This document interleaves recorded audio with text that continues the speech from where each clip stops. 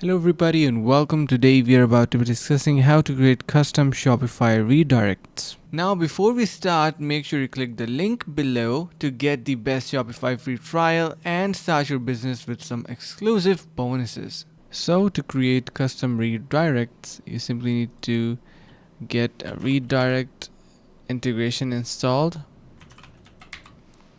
and head over to your app store.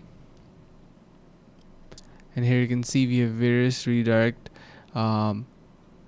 integrations showing up, so you can have your link manager and redirects. You can even incorporate 404 page. So yeah, pretty easy. Make sure to give a try to these for developers, and if you need redirects onto your sites, this is going to be really handy. Thank you so much for watching, and see you guys around in the next video. And hope this video was helpful. Finally, make sure to click the link in the description below to take advantage of our exclusive Shopify free trial to start your business right away.